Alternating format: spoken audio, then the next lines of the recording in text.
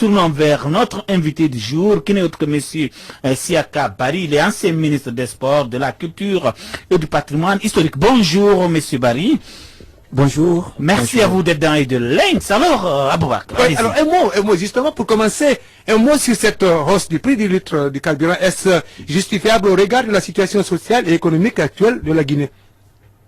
Bon, écoutez, vous avez posé une question, en fait deux questions en une. Vous demandez si c'est justifiable au regard de la situation sociale et économique de la Guinée.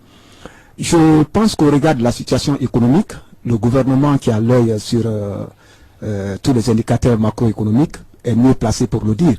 Si le gouvernement estime que sa subvention au secteur pétrolier pose problème à son équilibre macroéconomique, c'est au gouvernement de convaincre et de nous montrer en fait tous les indicateurs donc macroéconomiques, là qu'on puisse vraiment s'assurer que l'équilibre est rompu quelque part et que ça doit être la population qui doit supporter donc la mise en équilibre des indicateurs macroéconomiques. Là, ça c'est sur le plan économique. Au gouvernement de jouer son jeu, au gouvernement de convaincre encore plus en montrant les chiffres à l'appui que son équilibre macroéconomique risque d'être rompu s'il continue à subventionner le carburant et que ça doit être à la population de supporter le coût de ces déséquilibres-là. C'est ça. Maintenant, sur le plan social, je ne trouve pas que ce soit justifié. Très honnêtement. Parce que là, on est dans le social. Autant le FMI et la Banque mondiale ont aujourd'hui des leçons à donner à la Guinée, des recommandations à donner à la Guinée, voire même des injonctions, parce que nous sommes une économie sous perfusion, il faut le dire. Nous sommes sous perfusion des instances de Bretton Woods. Autant, donc, il doit y avoir des ajustements à ce niveau, au niveau économique, autant l'État aussi doit penser à un ajustement social. Tout ajustement n'est pas structurel ni économique, il y a aussi des ajustements sociaux à faire. Cet ajustement social voudrait que l'État regarde un peu la condition de vie du pauvre citoyen et que l'État se dise qu'est-ce qu'il faut faire pour ne pas faire empirer surtout cette pauvreté qui est en train de s'abattre sur la Guinée. Moi, je me souviens qu'il y a quelques années seulement, nous étions 50% à vivre en dessous du seuil de la pauvreté. 50% seulement. Aujourd'hui, nous sommes 55% qui vivent en dessous du seuil critique de la pauvreté, qui est de $1 par jour. C'est-à-dire que sur 100 Guinéens, 55 n'ont pas $1 par jour. $1, ça fait 9 000 francs guinéens. Si le prix du carburant est à 10 000, ça signifie que... 900 francs guinéens. Justement. C'est les $100 qui font 9 000. Oui, non, $1, 9 000. $1, 9 000, $100, 920 000. Voilà, très bien. Voilà, c'est ça. donc c'est ça. $1, 9 000. Donc, il y a 55% des Guinéens qui vivent en dessous... Qui n'ont pas 9 000 francs par jour. Qui n'ont pas 9 000 francs par jour, selon la Banque mondiale. Donc, si on impose à ces Guinéens-là un coût du carburant, un prix de carburant à 10 000, ça signifie que le travail journalier d'un Guinéen lui permet au maximum de payer 1 litre de carburant. Donc ça signifie que l'État doit regarder cet aspect-là pour savoir que s'il y a des ajustements économiques à faire avec la Banque mondiale, le FMI, il y a aussi un ajustement social à faire. Maintenant, j'ai dit, est-ce que le coût est à supporter aussi par les honnêtes citoyens? C'est ça la question. Vous n'êtes pas sans savoir que le ras-le-bol, le cri de cœur de toutes ces populations-là est justifié quelque part quand on voit l'indécence dans laquelle vivent aujourd'hui les commis de l'État qui narguent, qui lancent même un pied de nez à la population par leur standing de vie. Des 4x4 par-ci, des enfants qui étudient à l'extérieur, des visites médicales dans les plus grands hôpitaux du monde, des croisières à n'en pas finir, même des vacances à Hawaï ou bien sur les îles Caïmans. Donc, quand c'est comme ça, la population, à un moment donné, crie son ras-le-bol. Et la population se pose la question, est-ce que c'est elle seulement qui doit serrer la ceinture? C'est ça la question. La Guinée, aujourd'hui, est classée parmi les pays les plus corrompus de l'Afrique. C'est ça la vérité. Ce n'est pas moi qui le dis, c'est l'IPC qui le dit. L'indice de perception de la corruption. Nous sommes à 27 points sur 100 dans l'indice de perception de la corruption. C'est quand même catastrophique pour un pays comme la Guinée. J'ai entendu, monsieur le Premier ministre, mon grand frère Kassori Fofana, lui-même dire qu'il y a 600 milliards de francs guinéens qui vont annuellement dans la corruption. Mais attendez, si 600 milliards vont annuellement dans la corruption, demandons aux corrompus de payer le coût du déséquilibre macroéconomique. Ce n'est pas à l'honnête citoyen de payer le prix du déséquilibre macroéconomique. Encore que, comme on disait Sidi Touré, aucun pays n'est obligé de prendre comme vraiment Justement. le Coran ou la Bible, ce que disent les gens du FMI, la Banque mondiale. Justement. En fait, la Banque mondiale, le FMI, les institutions de Bretton Woods sont des institutions techniques qui donnent des recommandations aux États de les mettre en pratique ou de ne pas les mettre en pratique. Mais bon, ces recommandations sont purement techniques. Souvent, elles sont dénuées de tout sens humain. Voilà pourquoi d'ailleurs, au lieu de prendre le PIB par habitant que dans les années 60, dans les années 70, qu'on prenait comme indicateur de richesse, on a inventé, on a mis de côté l'indice de développement humain. Parce que à côté de la croissance économique, qui est une croissance le plus souvent à visage inhumain, parce que le plus souvent non partagé, il y a l'indice de développement humain qui a un visage beaucoup plus social. Et ce visage social voudrait que nous regardions d'abord combien nous investissons dans l'éducation, combien nous investissons dans la santé, combien nous investissons dans les infrastructures agricoles, combien nous investissons pour l'autosuffisance alimentaire, etc. Une fois que nous avons réglé ces questions sociales, souvent même sociétales, nous pouvons maintenant aller avec les grands principes sacro-saints, macroéconomiques, etc. D'autant plus que toutes les études corroborent le fait que la croissance le plus souvent n'est pas partagée. Et la Guinée aujourd'hui a près de 6% de croissance, mais qui sent la croissance dans l'assiette de la ménagère? C'est ça la question. Ce sont les plus nantis, Aboubakr. Alors, et maintenant peut-être pour changer de sujet, vous êtes un ministre de la République, un ancien ministre, Azokal disait, à l'entente de cette émission, qui a été limogé. Qu'est-ce qui est donc à l'origine de votre départ du gouvernement au mois d'août 2017? Bon, vous savez, cette question revient le plus souvent, mais j'ai toujours répondu de façon invariable que c'est celui qui a pris l'acte qui doit répondre. Hein? Si les murs ont des oreilles en Guinée, donc vous pouvez... si vous avez dû entendre des choses, oui, vous pouvez vous exprimer. Si tout ce que j'ai glané ça et là comme information, souvent informelle, souvent fondée ou infondée, je pourrais m'en tenir à ce qui revient le plus souvent dans les discussions que j'ai. Mais tout ce que je peux vous dire, le président a pris un acte discrétionnaire qui lui appartient. Un acte d'ailleurs qui ne me dérange en aucun cas. Au contraire, si vous avez lu ma réaction le jour même de mon limogeage, c'est moi qui ai parlé de limogeage d'abord. Ça, je vous le dis, hein, entre parenthèses, c'est moi qui ai parlé après le décret, parce que le décret m'appelait à d'autres fonctions. C'est moi qui ai dit dans les minutes qui ont suivi que je suis limogé du gouvernement, d'autant plus que j'ai confondu cela à un limogeage. Voilà. Pour preuve, nous étions 5 ministres à partir, les 4 autres sont revenus. Oui. Hein, ça veut dire que voilà. vous n'avez pas... Voilà, donc, vous êtes frustré de n'être pas revenu. Le mot limogeage, vous l'avez choisi à dessein. Oui. Vous êtes frustré de n'être pas revenu? Non, je suis en train de vous expliquer que j'ai tout fait pour ne pas revenir.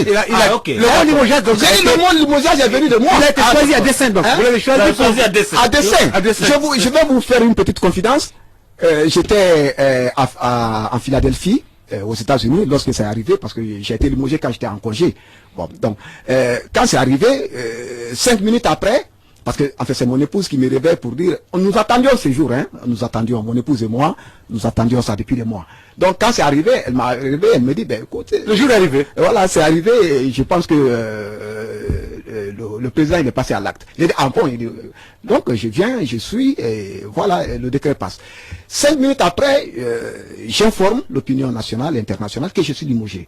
Et 10 minutes après, j'ai un jeune frère qui est là, qui est à la Banque mondiale, qui m'appelle pour me dire que voilà, un proche du président voulait me parler. Et ce proche du président me dit, écoute... C'était qui? Dites son nom, s'il vous plaît. Oui, allez-y. Nous sommes d'abord, encore une fois, dans les affaires d'État. Les plaies sont un peu béantes. Voilà. Et ce proche me dit, écoute, supprime cette publication que tu viens de faire. Tu n'es pas limogé, tu es appelé à d'autres fonctions. Je lui ai dit, écoute, je pense que cette aventure doit prendre fin maintenant. Et pour moi, l'aventure avait pris fin, la page était tournée, et j'ai annoncé que avec ou sans le gouvernement, je continuerai mon combat que je considère comme combat révolutionnaire. Siaka Bari, ancien ministre des Sports, la culture et du patrimoine historique. Le soupçonner de créer un mouvement pour 2020 ou une formation politique. Oui, c'est en partie vrai. Bon, je ne sais pas si c'est la cause. Je vous dis encore une fois, le président est libre dans son choix discrétionnaire. Il est libre de nommer qui il veut, de révoquer qui il veut. Encore une fois, moi je profite de votre micro pour, si le président de la République est à l'écoute, pour le remercier très sincèrement. Je l'ai toujours fait. Le remercier très sincèrement et lui manifester un devoir de reconnaissance. Parce que, honnêtement, Siaka Bari dans vos studios aujourd'hui, c'est quelqu'un qui vous a montré qui est Siaka Bari. Siaka Bari a eu à faire ses preuves, c'est quelqu'un qui l'a mis à l'épreuve. C'est quelqu'un aussi qui l'a soutenu pendant les 20 mois qu'il a passé au gouvernement pour qu'il puisse engranger des résultats. C'est quelqu'un-là, c'est bien le professeur Alpha Condé, moi je le remercie, et c'est en toute sincérité, le plus souvent quand je le remercie que je le fais. Mais ceci dit, la raison qui a poussé au limogeage, le président de la République, c'est lui seul qui peut donner cette raison. Mais entre autres, ce qui est dit et ce qui est soupçonné par les observateurs, c'est peut-être le fait que nous avons mis en place un mouvement. Mais ce mouvement, contrairement à ce que les falsificateurs de l'histoire veulent faire croire aujourd'hui, ce mouvement est né quand j'étais ministre. Je dirais même que ce mouvement est né avant que je ne sois ministre. Je l'ai dit que moi, je n'ai pas été RPGiste, j'ai été alphaïste à un moment donné. Alphaïste, quand je dis alphaïste, c'est quoi? J'ai suivi l'homme Alpha Condé pour sa vision. J'ai suivi sa vision. Moi, je suis, vous le savez d'ailleurs, vous m'appelez camarade Siaka Bari, je suis révolutionnaire socialiste dans le corps et dans l'âme. Socialiste depuis les bas âges, je n'ai été qu'à la mamelle du socialisme et de l'international socialiste. Et la personne la mieux placée que j'ai vue ici dans l'arène politique et qui professait ses idéaux socialistes, c'était bien le professeur Alpha Condé. Et c'est le professeur Alpha Condé qui a écrit La Guinée-Albanie d'Afrique qui m'a séduit. Et c'est ce professeur Alpha Condé que j'ai suivi pour sa vision, pas pour l'homme lui-même, mais pour sa vision. Bon, donc si ce professeur Alpha Condé me nomme comme ministre, Dieu merci. Mais avant de me nommer comme ministre, j'avais déjà un mouvement qui soutenait ces idéaux, qui s'appelait le CODIAC, le Comité de défense des idéaux d'Alpha Condé. Le CODIAC, qui était un mouvement né à Cancan. Moi, j'étais en service dans une institution internationale dans la région. J'ai fondé donc ce CODIAC-là en 2009. Nous avons participé en 2010. Adjanantou Chérif est témoin. Elhaj Omar Kaba, le fédéral RPG de Cancan, est témoin. Nous avons donc participé aux élections de 2010 en tant que CODIAC, Comité de défense des idéaux d'Alpha Condé, qui était un mouvement. Personne n'a trouvé à redire. Nous avons fait 2010, personne ne s'est plaint de ce mouvement. 2013, nous avons accompagné le RPG Arc-en-Ciel dans les élections législatives de 2013. Personne n'a trouvé à redire. En 2015, nous avons participé aux élections en tant que CODIAC. Nous avons accompagné le RPG en tant que alphaïste, c'est-à-dire dans les visions du procès Alpha Condé. Personne n'a trouvé à redire. Quand nous avons estimé que de façon constitutionnelle, le président Alpha Condé avait eu droit à ce que l'histoire lui réservait en Guinée, c'est-à-dire, Dieu merci, il a eu ces 2 mandats, et que le combat doit se pérenniser, mais autrement sous une autre forme, nous avons transformé le CODIAC en génération debout. Est-ce que la fois qu'on était informé, il était au courant de ça? Vous étiez venu le voir? Oui, donc maintenant, oui, le CODIAC, nous avons... Vous savez ce qui me fait rire? C'est comme si vous nous disiez que durant toutes ces autres années, les activités, est-ce qu'il était informé? On ne prenait pas d'informations ni de directives auprès de lui. Si avec le CODIAC. Voilà. Vous êtes libre. Quoi, voilà, on est libre, on ne prenait pas de directives. Nous pensions que nous avons un comité, nous avons un mouvement. Tant que ce mouvement s'inscrit dans le respect de l'ordre républicain, dans le respect des lois, dans le respect de la légalité, nous n'avons pas d'ordre à aller prendre chez qui que ce soit. Nous avons nous avons transformé le CODIAC en génération debout. Ça c'était je crois c'était au premier trimestre 2017. Mais au premier trimestre 2017, j'étais ministre. Contrairement à ce que aujourd'hui les falsificateurs de l'histoire veulent faire croire. Et le mouvement Génération Debout s'est inscrit tout de suite comme un mouvement révolutionnaire. J'étais ministre.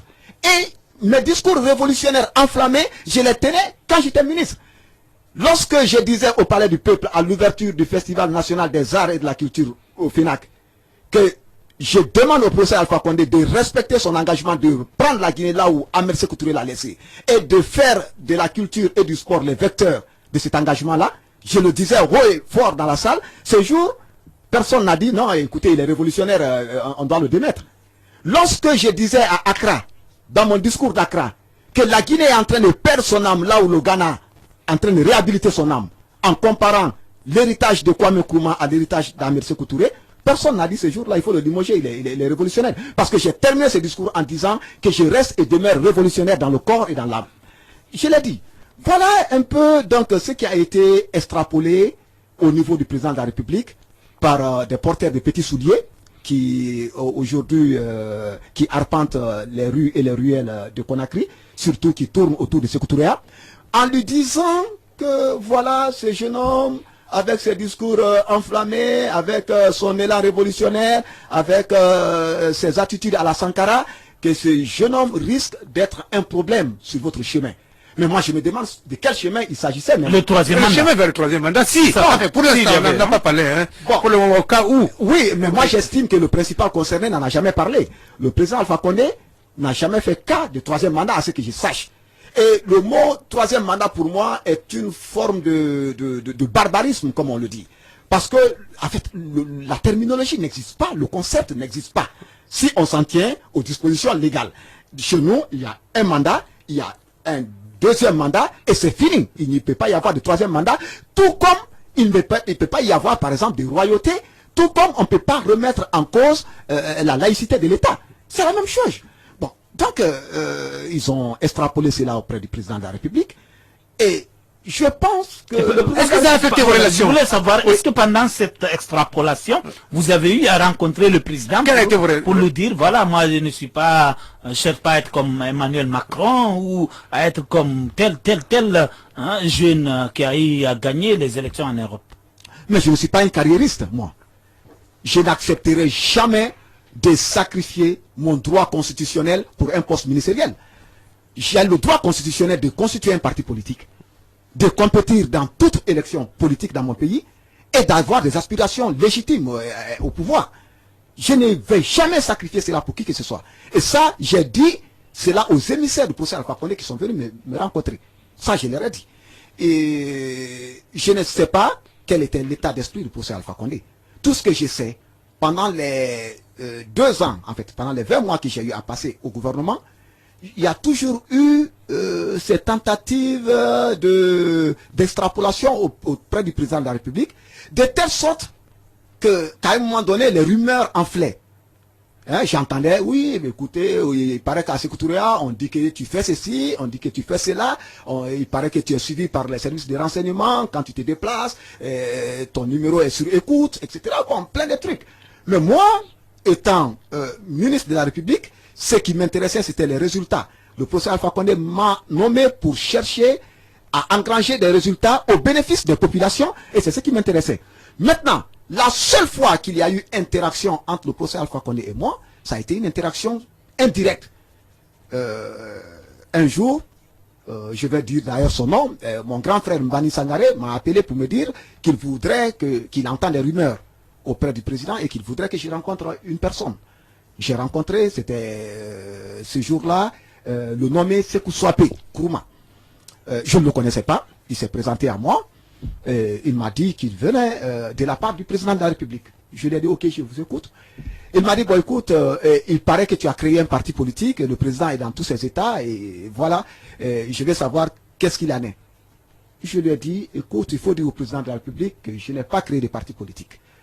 D'abord, c'est la première des vérités que je vais te donner. Par respect pour lui, il faut que je m'explique. Je n'ai pas créé de parti politique. J'ai dit, mais c'est pas chez moi qu'il doit rechercher les partis politiques. Les partis politiques se créent chez Bourama Condé, au ministère de l'administration du territoire. J'ai dit, c'est là-bas qu'il aurait dû orienter ses enquêtes. À savoir si Siaka Bari a un parti politique ou bien s'il n'a pas de parti politique. J'ai dit, mais il faut aussi ajouter que je n'ai pas créé de parti politique d'abord. J'ai dit parce que je suis un citoyen guinéen, je ne suis pas déchu de mes droits civiques. Et si le professeur Alpha Condé me disait, en me nommant, je vais te nommer ministre de la République, mais tu n'as plus jamais le droit de créer un parti politique en Guinée, je lui aurais dit, garde ton poste ministériel, moi je vais conserver mon droit d'exercer la politique comme je le veux. J'ai dit cela à Sékou Souapé. Et le mot troisième mandat est venu de Sékou Souapé, pour être honnête.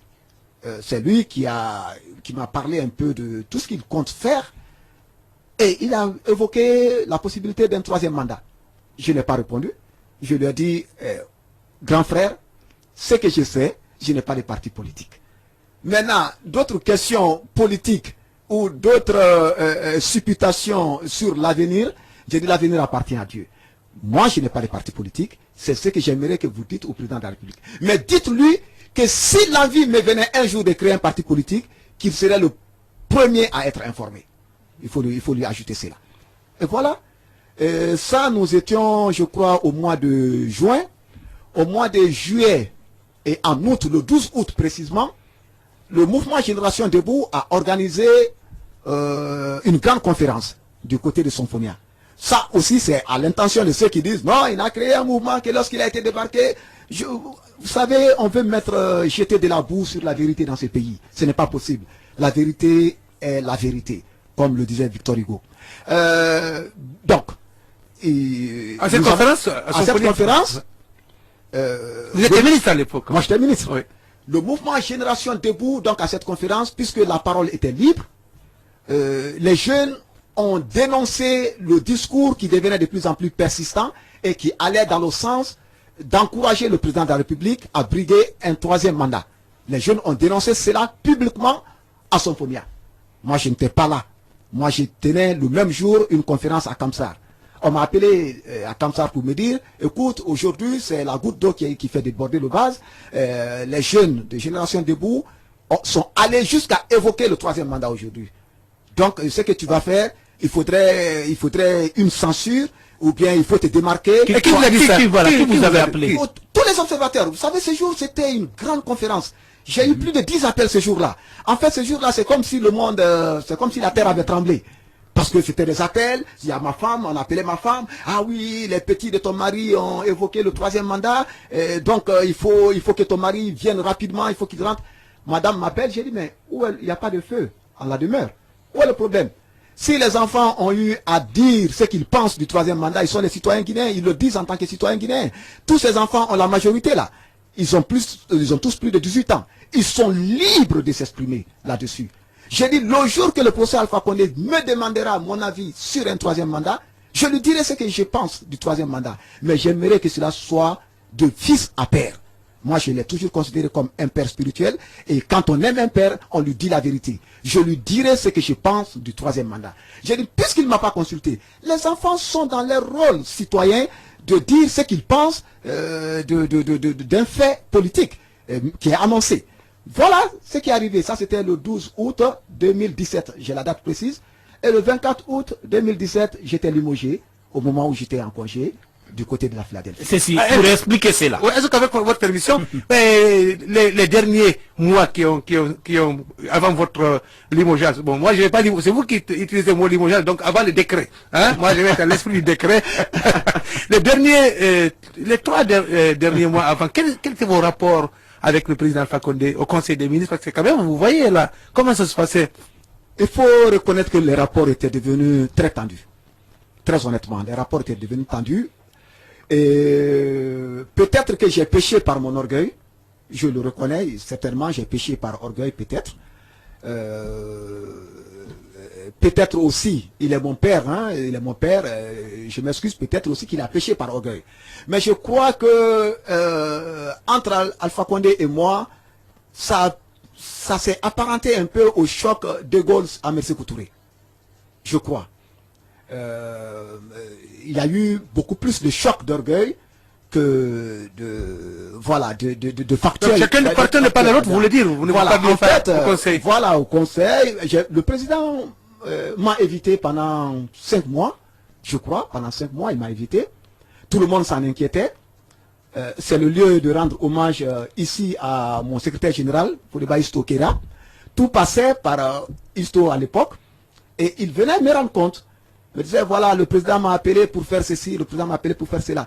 Et des gens estimaient que je devais aller présenter des excuses au président de la République. Je disais que qui s'excuse s'accuse. Je ne m'accusais de rien. La mise en place d'un mouvement révolutionnaire, le président de la République ne pourra pas changer cela. J'ai estimé que c'est moi qui étais dans la vision du président Alpha Condé. J'ai estimé que le procès Alpha Condé n'était plus dans la vision du président Alpha Condé. Alpha Condé n'était plus alphaïste. C'est moi qui étais alphaïste. Moi, je suivais la vision. Je suivais la vision de la Guinée-Albanie d'Afrique. Je suivais la vision d'Alpha Condé de 1993. Je suivais la vision d'Alpha Condé de 1998. C'est Alpha Condé de Sékou Touré qui n'était plus en train de suivre cette vision-là. C'était ça. L'homme avait changé. L'homme avait changé et j'aurais voulu, en tant que fils, qu'il y ait une explication franche entre nous. Mais très honnêtement, je vous le dis tout de suite, avant le limogeage, je m'attendais à une convocation auprès du président de la République pour que je puisse lui exprimer ce que sa base même ressentait. Parce que je suis issu de cette base. J'aurais voulu, les yeux dans les yeux, entre hommes, entre fils et père, lui exprimer le désarroi, le désenchantement, le déboussolement de cette base. Mais quand le fils faillit, c'est lui qui doit aller vers le papa, c'est pas l'inverse. C'est vous qui avez pas pu le voir. Mais le fils ne pas avoir fait quelque chose. Encore une fois, j'ai dit que j'ai vu le père lui-même se défaire petit à petit de sa propre vision. J'ai une fois posé la question chez un de vos confrères de me dire qu'est-ce qu'il trouve actuellement de socialiste dans la pratique et dans l'élan du professeur Alpha Condé. Rien. Je ne vois pas. Personnellement, je ne vois pas. Moi, j'ai accepté de venir dans le gouvernement du professeur Alpha Condé pour imprimer cette marque socialiste-là. Et je l'ai fait. Je vais vous donner quelques exemples. Le réveil du Festival national des arts de la culture, le dernier Festival national des arts de la culture date de 1982. Parce que c'était une sorte de biennale. C'était chaque 2 ans. Et donc en 82, on a tenu le dernier FENAC. En 84, le président Ahmed Sékou Touré a rendu l'âme. C'était un festival socialiste. C'était une vision culturelle socialiste. Voilà, nous l'avons réveillé en 20 mois. Au-delà de ça, nous avons eu une démarche socialiste en instituant une sorte de mutuelle d'assurance pour nos artistes qui mouraient et qui n'avaient aucun secours que de lancer des SOS aux bonnes volontés. Nous avons lancé cela. La dernière mutuelle date de la révolution socialiste d'Ahmed Sékou Touré. Nous l'avons fait. Et au finish, nous avons eu une pensée pour nos martyrs et pour nos héros. Nous avons réhabilité ici le mausolée de la Kamayen, qui était à l'abandon depuis 1984. On oubliait que dans ce mausolée repose Alpha Yaya Diallo, repose l'Almami Samori Touré, repose Ahmed Sékou Touré, repose Mbalia Kamara, repose Saïfoula Diallo, et que dis-je encore? Vous n'allez quand même pas reconstruire de Camboiro, quand même. Non, écoutez, je ne... C'est la révolution progressiste, attention. Voilà, nous n'avons pas là. Vous savez, nous reconnaissons qu'à chaque révolution, qu'il y a eu des tares. C'est comme la Révolution française. La guillotine n'a aussi très bien marché que sous la Révolution française. Guillotin a été guillotiné par sa guillotine. Justement. La guillotine n'a aussi bien marché que sous la Révolution française. D'ailleurs, cela a inspiré Victor Hugo qui a écrit 93. Et lisez 93, vous allez savoir de quoi je parle. Il y a le passif, il y a l'actif. Je suis en train de parler des actifs révolutionnaires que nous voulions réveiller. Et voilà pourquoi nous avons demandé au professeur Alpha Condé lui-même de s'inscrire dans sa propre vision, dans sa vision qu'il nous a vendue et qu'il n'était plus tout à fait en train de suivre. Moi, je l'ai fait. Comme le disait le penseur, et si tout le monde faisait autant que moi, c'est-à-dire si tous les 33 départements ministériels s'inscrivaient dans la même logique que nous avions enclenchée au sein du ministère de la Culture, je pense qu'on aurait pu réveiller le socialisme révolutionnaire qui était prôné par le professeur Alpha Condé et que lui-même n'est pas en train de suivre aujourd'hui. Sirka Bari, ancien ministre des Sports avec nous dans Œil de Lynx, et vous avez lancé ce mouvement politique Génération Debout. Est-ce la voie pour briguer la présidentielle 2020? La présidentielle, pour nous, n'est qu'une étape. Très honnêtement. Notre objectif est de réveiller, d'abord de reprendre le pouvoir et de réveiller un pouvoir révolutionnaire et socialiste en Guinée. Encore une fois, que les gens n'aient pas peur du mot. Je prends la révolution comme changement radical de comportement et de mentalité. Voilà ma définition. que les gens n'aient pas peur du mot. Et nous ne pouvons mener ces réformes socialistes que par le rassemblement des Guinéens, par l'unité des Guinéens. Mais encore une fois, comme le disait l'autre, l'homme politique pense aux prochaines élections, l'homme d'État pense aux prochaines générations. Ma pensée se tourne vers les prochaines générations. Mais que les turiféraires et autres courtisans de secrétariat se détrompent. Si la prise en charge ou la prise en main du destin de cette nouvelle génération passe par la conquête du pouvoir en 2020, nous n'allons pas hésiter un seul instant, nous allons nous lancer dans l'arène, nous allons défier qui que ce soit et nous allons reprendre le pouvoir pour le donner au pays. Et alors, avec, au compte de ce mouvement politique Génération Debout, on vous voit haranguer des foules un peu partout, tant à Conakry qu'en province. Alors, quel est l'intérêt subi pour que vous réussissiez à mobiliser autant de personnes et quel est le message que vous véhiculez dans ces meetings, à ces meetings-là?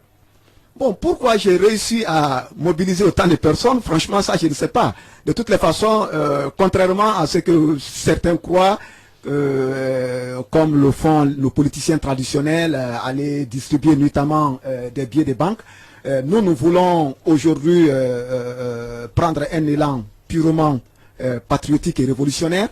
Et qui parle de révolution ne parle pas de concussion, ne parle pas de corruption. Nous n'achetons pas les âmes, nous n'achetons pas des esprits. Nous avons un discours. Peut-être que c'est ce discours aujourd'hui qui rassemble autour de nous. En tout cas, ce qui est sûr, nous sommes agréablement surpris nous-mêmes de voir l'intérêt subi des jeunes Guinéens pour le discours que nous sommes en train quel est ce de discours? véhiculer. Quel est ce projet, si on peut l'appeler projet de société pour la Guinée que vous prônez? Oui, mais écoutez, je l'ai tout de suite résumé. Hein? Je l'ai résumé en cette vision socialiste, révolutionnaire. Cette vision d'une Guinée unie, d'une Guinée rassemblée, d'une Guinée en cohésion, qui vit en cohésion sociale, d'une Guinée où les valeurs séculaires de bon voisinage, de cohabitation et surtout de solidarité seront préservées. Et cela ne peut être préservé que lorsque nous avons aujourd'hui un État fort, un État qui soit à l'écoute du peuple, un État qui soit l'émanation parfaite du peuple, un État qui se veuille au service du peuple, non à son propre service exclusif, et surtout un peuple aussi averti de son rôle historique et averti aussi de son rôle sur l'arène continentale et l'arène internationale. C'est cela. Parce que la Guinée n'est pas seulement la Guinée ici. La Guinée, c'est ce pays-là qui a participé à la libération des autres pays africains. La Guinée, c'est ce pays-là qui a participé à rehausser la dignité de l'homme africain. Donc, il y a cette vision panafricaniste aussi qui surplombe notre vision nationaliste. Voilà un peu ce que nous sommes en train de vendre auprès de ces jeunes. Et ces jeunes, croyez-moi, sont assoiffés de révolution aujourd'hui. Ces jeunes ont su que les réformes, les restructurations, que dis-je encore, les retouches cosmétiques ça et là, apportées par une certaine bourgeoisie qui s'est fait appeler ici dirigeant, cette bourgeoisie-là n'est plus en phase avec les aspirations profondes des populations. Et il faut donc une nouvelle révolution. J'entendais ici l'autre jour un ancien dirigeant de ce pays, un ancien dirigeant de la transition, dire qu'il faut une nouvelle génération avec une nouvelle révolution. Cela n'est pas de moi. Cela, c'est du général Sekouba Konaté. Mais il l'a dit au moment où nous sommes en train de mettre en pratique déjà cette vision. Et dans votre esprit, Siaka Bari avec nous dans EI2 Lynx, il est ancien ministre des Sports. On va marquer une deuxième pause, on se retrouvera juste après avec les SMS et les réactions de nos auditeurs et de nos Facebookers sur facebook.com/EI2LynxFM. LynxFM 91.00 avec nous dans EI2 Lynx, M. Siaka Bari, ancien ministre des Sports, la culture et du patrimoine historique. Il est à la tête du mouvement désormais Génération Debout. Aboubakar. Alors avant d'aller sur Facebook et les réseaux sociaux, quand il a été question de former un nouveau gouvernement, le gouvernement de Ibrahima Kassory Fofana, la rumeur avait circulé que vous feriez partie de cette équipe. Expliquez-nous, est-ce que vous avez été contacté? Qu'est-ce qui s'est passé? Mais j'ai dit par voie de presse que je n'étais pas intéressé. Vous allez consulter... Vous avez été approché par des courtisans pour... Bon, vous savez, cette question m'intrigue beaucoup parce que moi, je ne sais pas, dans un contexte de dérèglement de l'État, comme nous connaissons aujourd'hui, tu ne peux pas savoir qui agit pour le compte de qui. J'ai été approché par beaucoup de personnes, je ne sais pas qui vient de la part du président de la République ou qui ne vient pas de la part du président de la République. Je ne dois pas accuser le président de la République. Je n'ai eu aucun contact depuis mon départ du gouvernement jusqu'à aujourd'hui, aucun contact avec monsieur le président de la République. Aucun. Tout comme je n'avais d'ailleurs pas de contact avec lui aussi avant de rentrer dans le gouvernement. Je vous le dirai tout de suite. Le procès Alpha Condé m'a nommé sans me connaître physiquement. Ça peut vous paraître... vous n'aviez pas été consulté? Non, écoutez, il ne m'a jamais connu physiquement. C'est le lieu aussi, encore une fois, de le remercier. Il vous a lu, vous avez attaqué Cellou Dalein dans un article. Justement, il m'a lu. Voilà, j'ai attaqué Cellou Dalein dans un article, j'ai attaqué Ablaye Wade dans un article, j'ai attaqué Tibou Kamara dans un article, j'ai attaqué Baïdi Haribo. Voilà. J'ai attaqué tous ceux qui n'étaient pas dans l'esprit du procès Alpha Condé. Voilà, c'est cet Alpha Condé que je reconnaissais en fait. Mais c'est cet Alpha Condé aujourd'hui qui est entouré encore de ces mêmes personnes. Je disais la dernière fois que autour du président Alpha Condé, tellement qu'il est en train de narguer aujourd'hui le combat des braves citoyens de 2006 et 2007, de janvier-février 2007, il ne reste que Jeanne Camara dans son gouvernement. C'est ce que je disais la dernière fois. Et je ne serais pas étonné d'entendre un décret ramenant Jeanne Camara. Maintenant, ceci dit, il ne m'a pas connu. Il m'a nommé. C'est le lieu de le remercier. Très sincèrement. Parce que ce n'est pas n'importe quel président qui fait cela. Donc ça montre que c'était un président qui était soucieux réellement du devenir de ce secteur. Il avait besoin de quelqu'un en qui il pouvait fonder sa confiance. Et il a fondé sa confiance en un inconnu, en tout cas un inconnu physique. Parce que physiquement, il ne me connaissait pas. Il ne me connaissait que sur papier. Cela m'a montré que l'homme, quelque part, est un visionnaire. Si l'homme accepte de revenir à sa vision originelle, c'est un grand visionnaire. Et cette vision originelle, croyez-moi, est une vision très attrayante et très attractive. Bon, maintenant... Kassori, vous connaissez quand même. Kassori, c'est mon grand frère. Kassori, c'est mon grand frère. Il ne s'est pas adressé à vous lorsqu'il formait son gouvernement? Kassori, personnellement, Kassori, c'est mon grand frère. Permettez-moi, très honnêtement, et chaque fois que je prends le micro, je le fais de lui rendre hommage. Permettez-moi. C'est le lieu pour moi de lui rendre hommage, de lui dire merci pour tout ce qu'il a à faire pour ce jeune homme qui était ici déboussolé, qui ne savait pas à quel sein se vouer, au moment où le chômage battait son plein sous l'ère Lansana Conté. C'est cet homme qui a pensé à toute une génération, qui a eu à former cette génération et qui a eu à offrir une première opportunité à cette génération. Cette génération aujourd'hui qu'on appelle sous le vocable pompeux de promotion Kassori, c'est cet homme qui est à la base. C'était une vision de cette époque. Il est à saluer pour cela, le Premier ministre Kassori. C'est le lieu pour moi, au nom de l'ensemble de ces jeunes cadres qu'il a eu à former, de le remercier par rapport à ça. Mais, encore une fois, je vous dis que je n'étais pas preneur. Je n'étais pas preneur d'un poste ministériel. D'autant plus que, je le répète souvent, il est plus facile de conserver et de préserver un poste qu'on a que de le perdre et de le reconquérir. Moi, j'ai accepté de perdre ce poste ministériel-là pour venir dans le combat qui est là aujourd'hui. Je me sens très bien dans ce combat. Je veux mener ce combat. Je me veux comme un porte-flambeau d'une nouvelle génération. Une génération qui va aller titiller, voire même affronter les anciennes pratiques. Des anciennes pratiques promues par une ancienne génération d'hommes politiques qui a déçu aujourd'hui. Et voilà, ce combat-là mérite d'être mené. Mais mercredi dernier, le Premier ministre, il a fait son grand oral devant le Parlement. Beaucoup d'observateurs ont noté qu'il a complètement oublié la culture et les sports dans son discours de politique générale du gouvernement. Comment appréciez-vous cela? Avec tout le respect que je dois à mon grand frère, le Premier ministre Kassori, c'était très déplorable. J'ai eu franchement toutes les peines du monde ce jour-là, lorsque j'ai parcouru, parce que je n'en croyais pas à mes oreilles, lorsque j'ai entendu que le secteur de la culture et des sports avait été omis. j'ai parcouru. Et c'est pas la première fois, hein? C'est pas la première fois. Non, mais ça, il faut faire laver aussi. Voilà, là qui pense même que c'est la copie. C'est la même copie qui a été revue peut-être un peu mise au goût du jour et ramenée. Voilà, donc malheureusement, c'était très malheureux. Nous l'avons aussi constaté comme tout le monde. Et nous disons que tant qu'on ne met pas l'emphase, tant qu'on ne met pas l'accent sur le développement de la culture et des sports, qui sont au cœur des préoccupations de la jeunesse, ce pays-là ne pourra pas s'épanouir. Parce qu'aucun pays ne peut s'épanouir sans que la culture ne s'épanouisse. Siaka Bari, ancien ministre des Sports et de la Culture, avec nous dans Œil de Lynx. Aboubakar. Alors, d'une façon générale, pensez-vous que le gouvernement Kassori atteindra ses objectifs d'ici 2020? Je vais paraphraser René Dumont, qui disait dans les années 60 que l'Afrique noire est mal partie. Je dirais que le gouvernement Kassori est mal parti. Ah, déjà? Déjà, oui. Et comment expliquer ça? Non, écoutez, on était en train de parler tout de suite de la hausse du prix du carburant. J'ai dit dans mon discours de passation des services, si vous vous souvenez, c'était au musée, ce jour-là, dans une ambiance électrique. Électrique, oui. Il y avait du tambour et trompette. Tambour, vraiment, dans une ambiance électrique, devant la presse nationale et internationale. Tenez-vous bien, c'était quand même l'une des passations les plus houleuses de l'ère alpha. J'ai dit donc lors de cette passation une phrase. Je ne veux pas que les gens passent par perte et profit cette phrase-là.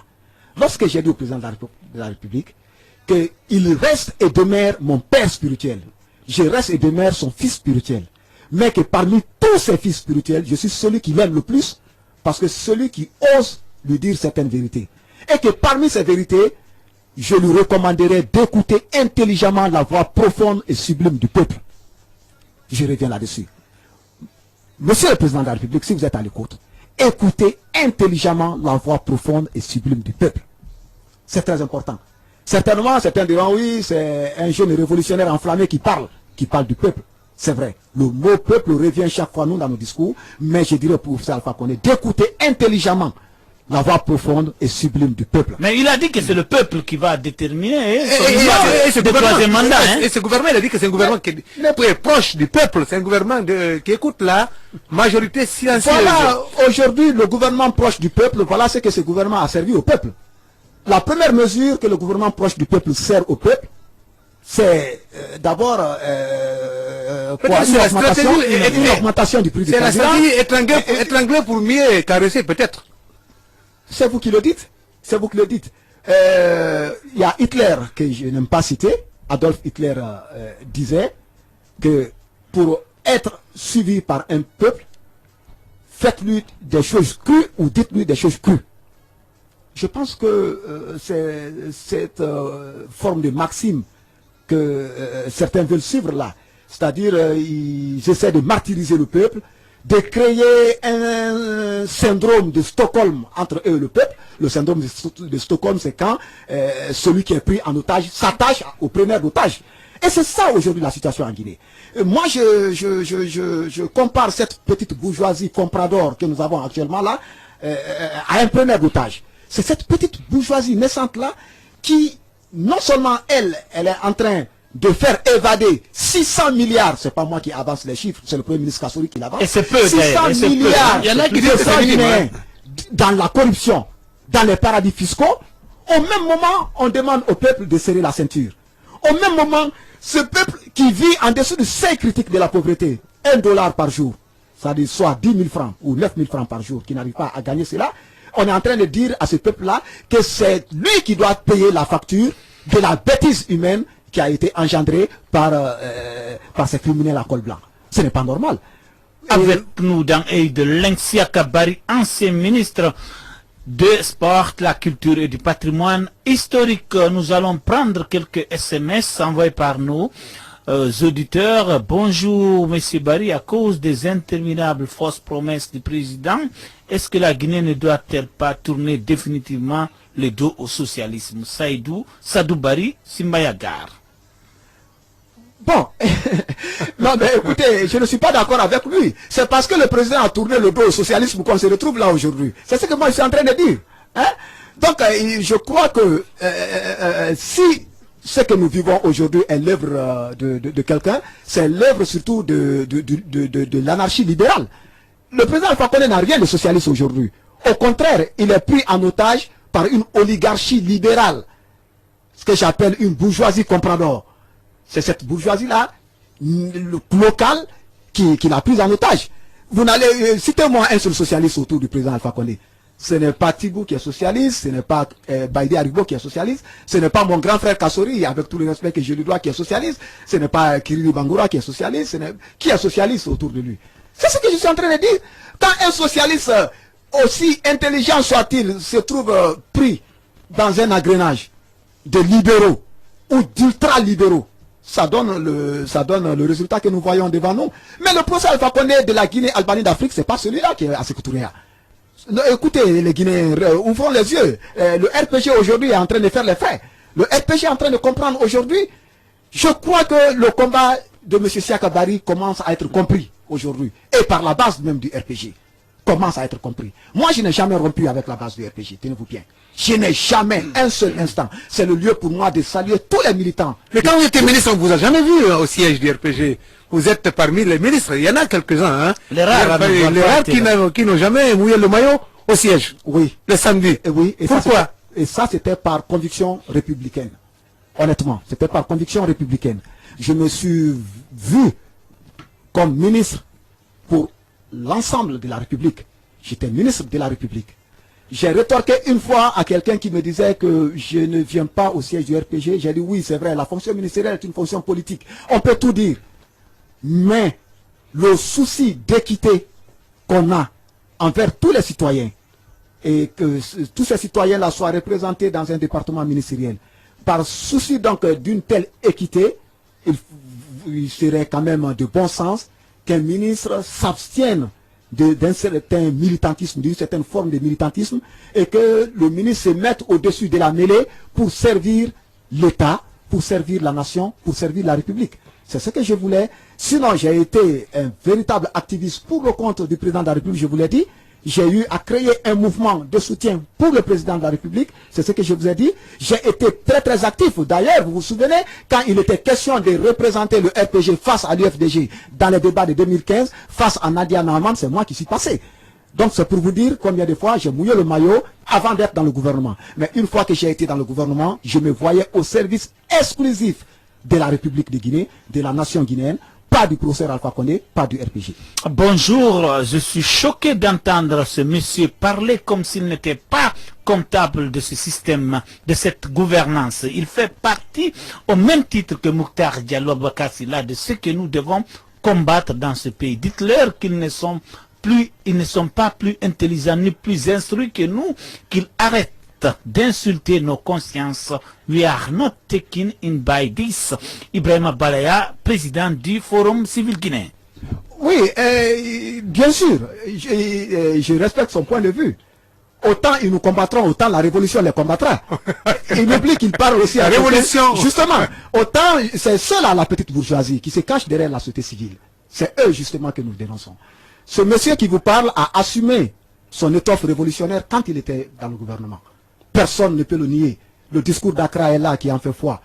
Le discours de l'ouverture du FINAC est là. Donc, toute petite bourgeoisie qui se cachera derrière n'importe quelle organisation, que ce soit de la société civile ou une organisation publique ou étatique ou internationale, nous allons combattre cette bourgeoisie. Si vous êtes le président Ahmed Sékou Touré a dit que l'impérialisme trouvera son tombeau en Guinée. Ce n'est pas faux. Mais si vous êtes élu président en 2020, allez-vous ressusciter le président Sékou Touré? Ressusciter comment réhabiliter ses œuvres, oui, son esprit, tout ce qu'il fait, ça dit que vous avez parlé de la... Non, écoutez, je vais aller dans... Si je suis président de la République de ce pays, je vais aller dans une certaine forme d'osmose politique, de rassemblement, de synergie entre tous les efforts, toutes les composantes, je vais dire, de notre nation. Et pour ce faire, je n'ai pas à réhabiliter le président Ahmed Sékou Touré. Le président Ahmed Sékou Touré n'a jamais été condamné. Pour ceux qui parlent de sa réhabilitation, il n'a jamais été condamné. Il est mort librement, il est mort en chef d'État libre. Il n'est pas à réhabiliter. Maintenant, ses œuvres, tout ce qui est positif dans ses œuvres, nous avons à prendre cela. C'est comme ça qu'on fait l'histoire. Tout ce qui est positif dans l'œuvre du président Lansana Conté, nous avons à prendre cela, bien qu'il soit voilà, des tendances un peu libérales, nous avons à prendre cela. Tout ce qui est positif dans l'œuvre, dans la courte œuvre du président Dadis, nous avons à prendre cela. C'est avec ça qu'on peut bâtir une nation. Et c'est cela que nous allons nous attirer. La Guinée, selon ce dernier, est un pays de démagogues. Chaque jour, c'est des problèmes. Il pose une question. Et vu tous les problèmes du régime Condé, est-il possible qu'il se présente pour un troisième mandat? C'est l'enfant pauvre de Guinée, il s'appelle. Bon, que le président se présente pour un troisième mandat ou pas, là n'est pas moi ma question aujourd'hui, parce que c'est pas à moi de répondre à cette question. C'est au président de la République de répondre à cette question. Mais je dirais tout de suite qu'avant le président de la République, le peuple a déjà répondu à cette question. Pour ceux qui sont en train de dire, oui, la constitution actuelle n'est pas l'émanation du... Abandonnons tout ça. Abandonnons tout ça. D'autant plus que nous avons déjà, de façon tacite, une constitution sur laquelle un président de la République a juré de défendre l'intégrité territoriale, de défendre les dispositions légales de la République. D'autant plus que nous avons une constitution qui donne au président de la République son pouvoir actuel, dont son pouvoir en est une émanation.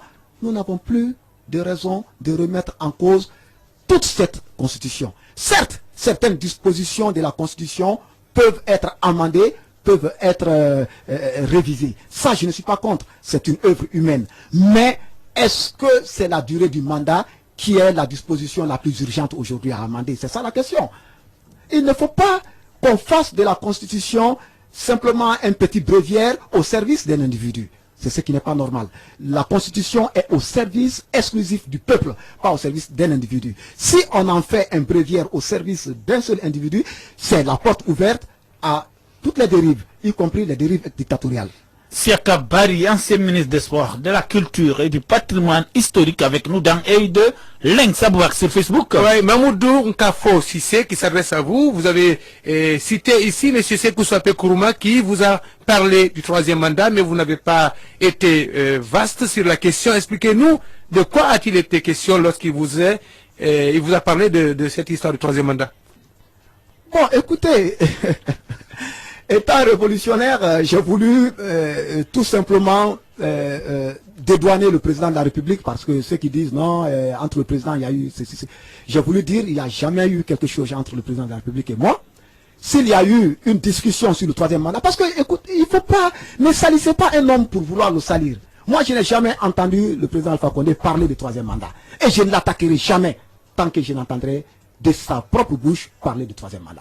Soyons clairs, je ne l'ai jamais entendu. C'est ceux qui disent qu'il fait allusion, etc. Moi, je ne suis pas là, je ne suis pas un devin pour deviner ce qu'il est en train de mijoter. Le président ne m'a pas parlé de troisième mandat directement. J'ai dit que si j'ai entendu parler de troisième mandat, ou de présidence à vie d'ailleurs, autour du président de la République, en tout cas dans un entretien officiel, c'était avec Sekou Swapé Kourouma. C'est lui qui m'en a parlé, et c'était à deux. Dieu seul était notre témoin. Et je lui ai dit, je ne rentre pas dans ce débat. Qu'est-ce qu'il a dit justement par rapport à ce troisième mandat? Oui, nos auditeurs ont besoin de savoir qu'est-ce qu'il a dit, c'est important. Qu'est-ce qu'il a dit? Non, écoutez, il a tenté de comparer le régime du président Alpha Condé au régime de Lansana Conté. Il a dit que le président Amer Sékou Touré est mort calmement dans son lit de malade au pouvoir. Lansana Conté est mort calmement dans son lit de malade au pouvoir. Et que la bonne formule pour nous, qui sommes voilà, sympathisants du RPG, la bonne formule serait que nous laissions le président de la République mourir dans son lit de malade, et après nous allons voir qui accompagner. Mais je lui ai dit que tout ça, comme le disait Victor Hugo, l'avenir n'appartient qu'à Dieu. Je disais que l'avenir appartient à Dieu, je ne peux pas rentrer dans ce débat. Voilà.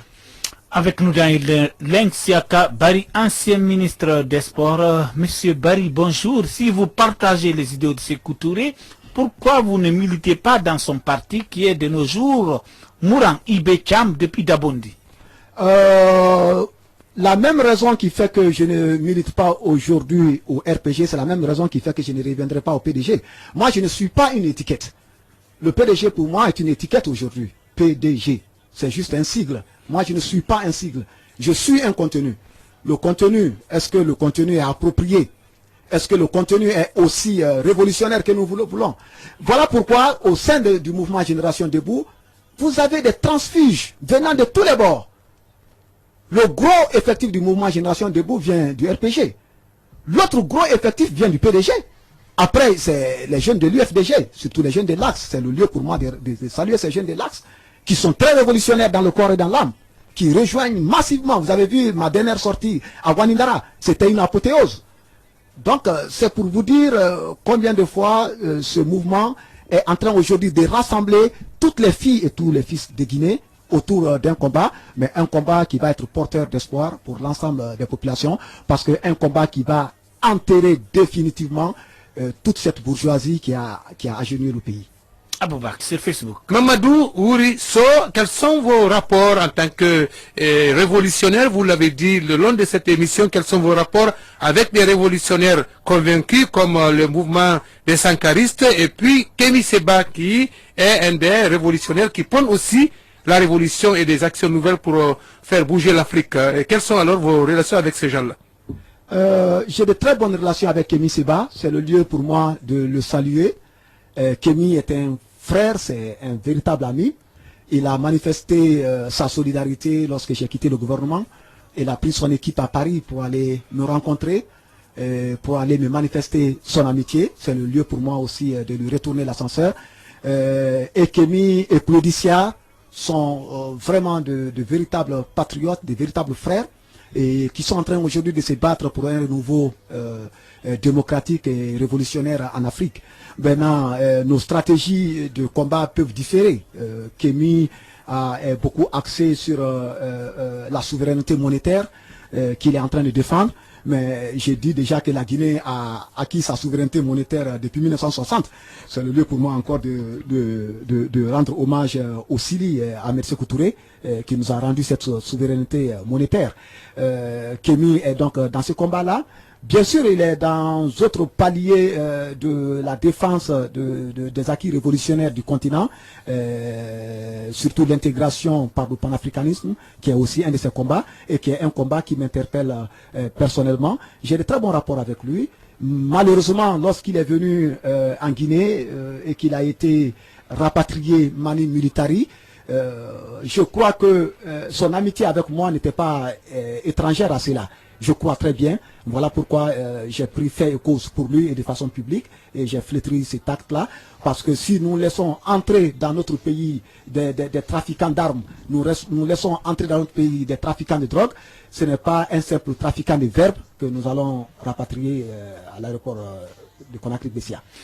Bonjour, Siaka Barry est un expert international dans le domaine du développement et la coopération. Pourquoi depuis son limogeage, il n'a pas repris un poste de salarié en Guinée ou ailleurs?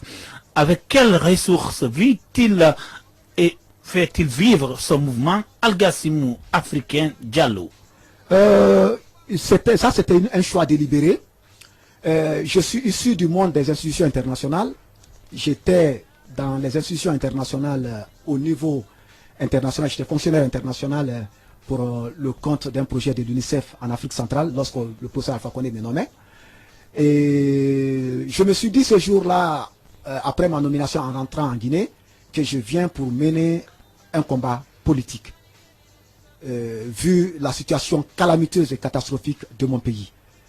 Et je me suis juré que même si je rompais avec le régime du président Alpha Condé, que j'allais continuer ce combat politique.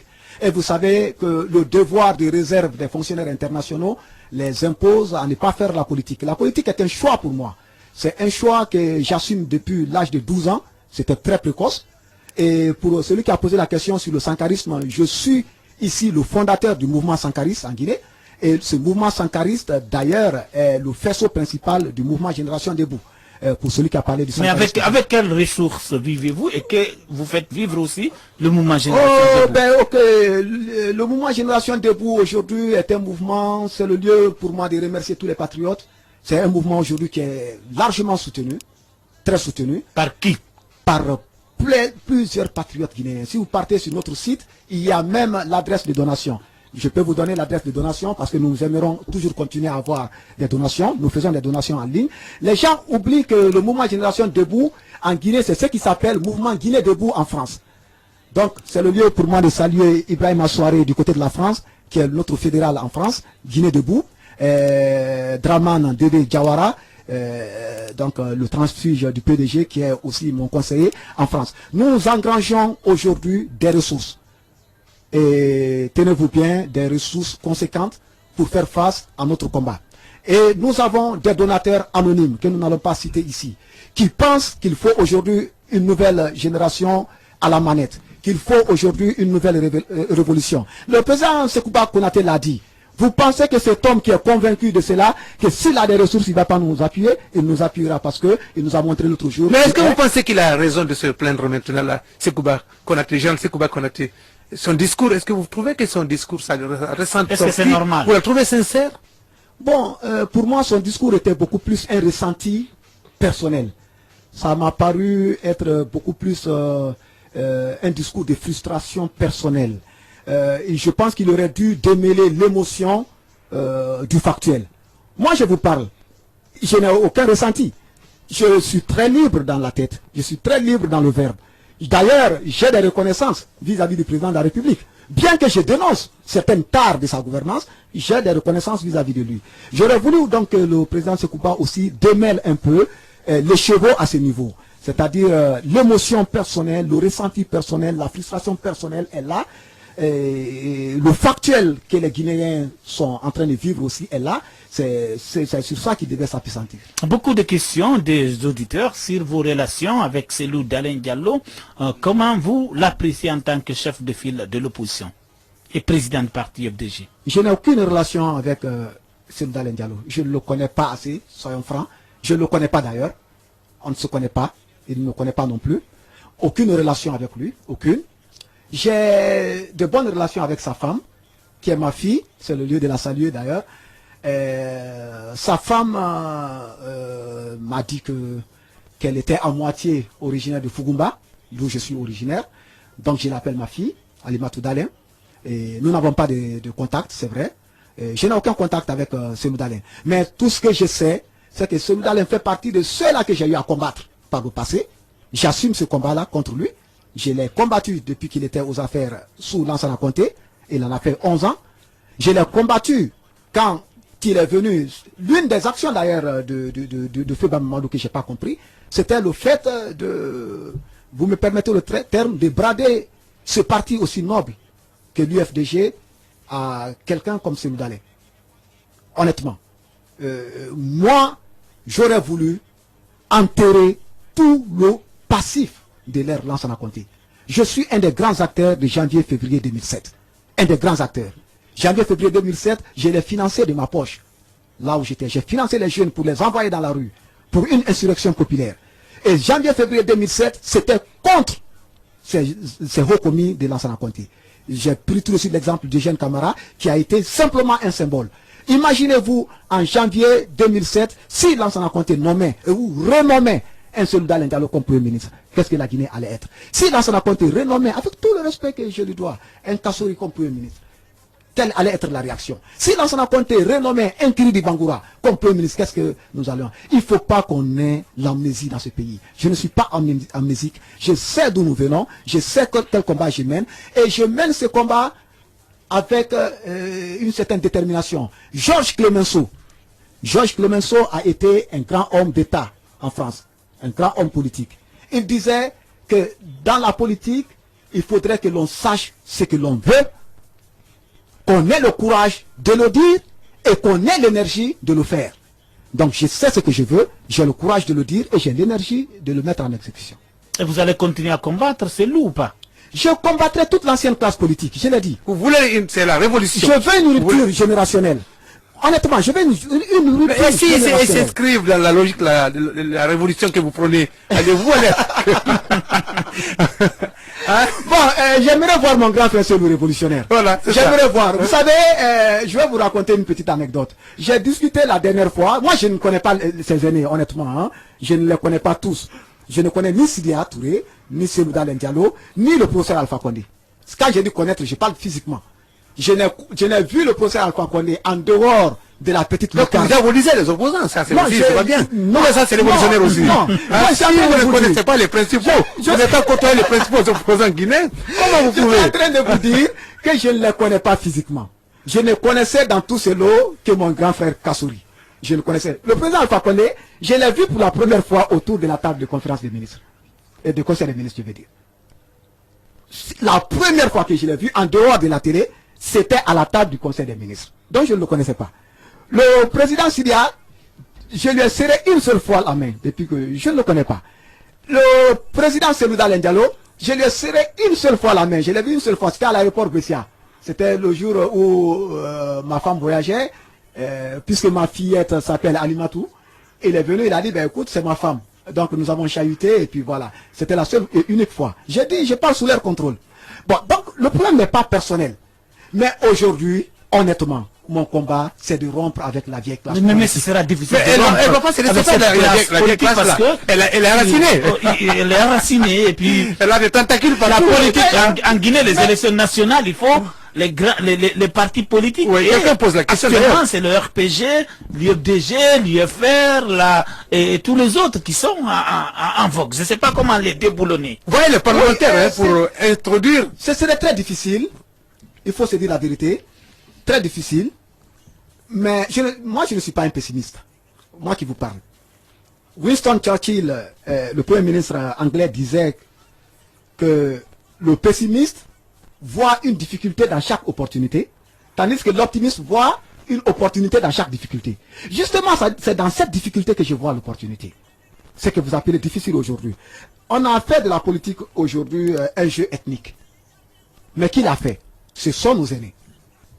Moi, je le dis tout de suite, ce sont nos aînés. Qui l'a fait? Ce sont nos aînés. Nous avons vu ici les anciennes joutes, les récentes joutes électorales de 2010 jusqu'à aujourd'hui, même avant 2010. Ce sont nos aînés qui ont mis en lambeau ce tissu social. Moi, je ne suis pas pessimiste. Moi, je pense qu'une nouvelle génération pourra recoudre ce tissu-là. Une nouvelle génération pourra se retrouver à la manette. Puisque nous avons voulu composer avec eux, nous avons vu que les pratiques, on l'a vu, durent, et que ces pratiques-là sont néfastes pour l'épanouissement de la nation. Nous sommes aujourd'hui résolus à combattre l'ancienne classe politique. Je le dis encore une fois, ça va être difficile, mais tenez-vous bien, la soif de changement de la nouvelle génération est beaucoup plus forte. La révolution triomphera. Avec nous dans Œil de Lynx, Siaka Bariansé, ministre des Sports, de la Culture et du patrimoine historique. On va créer une dernière intervention sur Facebook. Beaucoup de questions sur la page Facebook, mais les questions, je crois qu'il a dit, il y a un survol. Je prends juste la question de Sekou Yansane. Vous trouverez aussi là beaucoup de... Vous avez déjà répondu à certaines de ces questions, mais il y a d'autres. Monsieur le ministre, vous faites partie de façon rare de hauts cadres qui ont eu le courage de déposer la liste de leurs biens à la Cour des comptes après votre départ du gouvernement. Seulement, le bas peuple n'a aucune information sur le contenu de vos biens. Avant votre entrée dans ce gouvernement et après votre limogeage, vous aspiriez diriger un pays, ce pays un jour. Est-ce que vous pouvez nous dire ce que vous avez gagné dans ce gouvernement en tant que révolutionnaire? Ça, c'est sa première question. Et l'autre question, le jour de votre limogeage, vous étiez hors du pays, ça vous l'aviez déjà dit, précisément dans un pays européen. Dites-moi comment vous avez appris cette triste nouvelle et quel a été votre état d'âme, votre et sur champ en toute honnêteté. Je crois que vous l'avez dit. Troisième question, selon les réseaux sociaux, j'ai appris qu'on vous a limogé du fait que vous participiez aux réunions, vous ne participiez pas aux réunions hebdomadaires du parti au pouvoir. Est-ce que vous le confirmez? Ça, vous l'aviez confirmé. Cette information, enfin, qui est Sekou Siaka Bari, votre parcours et comment vous êtes retrouvé dans ce gouvernement comme ministre de la Culture, des Sports et du Patrimoine historique? Ça aussi, vous l'avez dit, sachant qu'en Guinée, pour avoir un poste, il y a deux choses, ou les relations, ou appartenir au parti au pouvoir. Donc là, la question, certainement... c'est la première, les biens. Bon, okay. Il paraît que vous avez exposé sur Facebook une villa avec beaucoup de meubles. Je sais pas. Oui, bien sûr. Je vis décemment. Je suis un ancien fonctionnaire international. J'ai été 2 fois fonctionnaire international. Moi, je ne cache pas ce que j'ai fait au peuple. La transparence est l'une des vertus de la révolution. Je le fais, je l'assume. encore une fois... Mamadou Touré n'est pas révolutionnaire parce que les décembre, les derniers... Non, je ne sais pas, ne me poussez pas à juger mon grand frère Mohamed Touré. Mohamed Touré reste mon grand frère, je ne le juge pas. Maintenant, il dit que j'ai fait la déclaration de mes biens, c'est vrai. Quand j'ai été nommé, j'ai voulu respecter les dispositions constitutionnelles.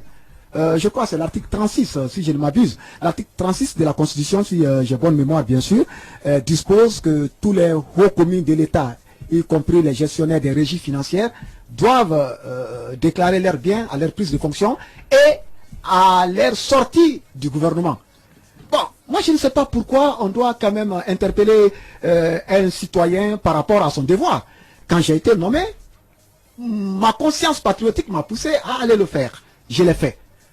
Et quand j'ai quitté le gouvernement, je suis allé, j'ai déposé cette liste de biens. Avec charge pour la Cour constitutionnelle de publier cette liste-là au journal officiel de la République. C'est ce que la Cour constitutionnelle aussi aurait dû faire. Moi, j'ai fait ma partition en tant que citoyen, respectueux de la légalité, respectueux des lois. Et la Cour constitutionnelle devait aussi, comme le stipule cette disposition constitutionnelle, publier cela au journal officiel de la République. Mais puisque l'auditeur veut savoir qu'est-ce qui était contenu là-dedans, je dirais que c'était pas quand même la caverne d'Ali Baba. Ce n'était pas la caverne d'Ali Baba. Aujourd'hui, j'ai 3 villas. En tant que révolutionnaire, je le dis et je l'assume. Et tous ces 3 villas ont été acquises avant ma rentrée au gouvernement. Je le dis à haute et intelligible voix. Voilà pourquoi je suis fier de les exhiber. Ah, le gouvernement ne vous a pas permis de construire une maison. Et non, après votre passage au gouvernement, écoutez, donc les ministres guinéens sont mal payés. Écoutez, non, au-delà, 20 mois, quelle villa peut construire en 20 mois? Ah oui, ça dépend de ce que vous gagnez. Le ministère de la Culture est mal doté en budget. Attendez, quelle villa peut construire en 20 mois? Encore une fois, j'ai 3 villas. J'ai 2 à Conakry, dont une qui me sert d'habitation à Lambagny, une qui me sert actuellement de bureau à Sonfonia. Voilà les 2 villas. J'ai une villa à Cancan, qui est pratiquement pour moi la maison, ma maison, voilà, du côté familial. La maison de retraite. Voilà. Donc j'ai une villa à Cancan, une modeste maison à Cancan. Voilà. Maintenant, pour ceux qui estiment qu'après 15 années de service dans les institutions internationales, dont 2 fois au niveau international, que je ne suis pas capable, au moment où mes jeunes frères qui sont ici dans le secteur privé en font plus, que je ne suis pas capable de me construire 2 villas à Conakry, je les attends. Moi, sur le plan de la moralité, j'aime bien ce débat. Parce que quand tu ne te reproches rien, tu vas dans la moralité. Voilà pourquoi j'ai commencé tout de suite ce débat par flétrir le comportement corrompu de notre petite bourgeoisie qui est là aujourd'hui. Ceux-là qui font perdre à la nation 600 milliards par an. Moi, je n'ai pas mes enfants à Hollywood. Je n'ai pas mes enfants à New York. Je ne les ai pas à Francfort. Tous mes enfants sont là. Ma famille est là. Mes enfants étudient ici aux écureuils à l'école ici. Donc, je suis là. Je mène ma vie de façon transparente. Et pour satisfaire ces citoyens, je lui ai dit à peu près le contenu de ma déclaration. Et c'est ce qui était dans ma déclaration de départ. C'est ce qui est dans ma déclaration. Combien de voitures? Avant d'être ministre, combien? On rentre dedans, hein? Non, parce que, je pose la question parce qu'on a demandé à Claude Korikondiano, il a dit il a une villa, il a un chien et une guitare. Mais il n'a pas publié ça au journal officiel. On n'a pas vu. Il a dit que solennellement. Ce n'est pas à lui encore de publier. Encore une fois, je vous dis, la non-publication est une, je ne dirais pas une faute, mais bon, moi je sais pas. Mais il a une villa à Matoto. Je ne sais pas si à l'époque il était en location. Qui ça a pourri? Oui, il a dit qu'il a un chien et une guitare. Je connais pas le patrimoine. Écoutez, on est avec Monsieur Siaka Bari, ancien ministre des Sports, de la Culture et du Patrimoine historique avec nous, d'un et de l'Inse. Nous sommes au terme de cette émission. Et votre dernier message, votre mot à tous ceux qui vous écoutent en ce moment. Mon dernier message, je m'adresse au peuple de Guinée, à la nation guinéenne. Je lui dis aujourd'hui où il se trouve éprouvé par cette mauvaise nouvelle d'augmentation du prix du carburant, où il se trouve en proie à toutes les incertitudes, où il se trouve aujourd'hui en proie à toutes les vicissitudes, je lui dis que l'espoir n'est pas perdu, qu'il est un peuple de défi, que c'est lui le peuple du 28 septembre, que c'est lui le peuple du 2 octobre, que c'est lui le peuple du 3 avril, que l'espoir n'est pas perdu, que lui, peuple de Guinée, peuple libérateur des autres peuples soumis au joug colonial, qu'il peut encore se redresser face à une bourgeoisie qui est en train de spolier aujourd'hui ses biens, face à une bourgeoisie qui est en train aujourd'hui de le mener dans la barque de l'incertitude, face à une bourgeoisie qui le mène aujourd'hui dans la barque de la désolation, face à une bourgeoisie aujourd'hui qui est en train de le maintenir dans une pauvreté indicible. Peuple de Guinée, il n'est pas tard. Le sursaut national est possible. Et ce sursaut, tu ne pourras le réaliser que dans l'unité. L'unité d'action, dans l'unité de vision, et surtout dans l'unité de tes fils et de tes filles. Tu as été un peuple qui a toujours vécu en paix, en cohésion, en harmonie.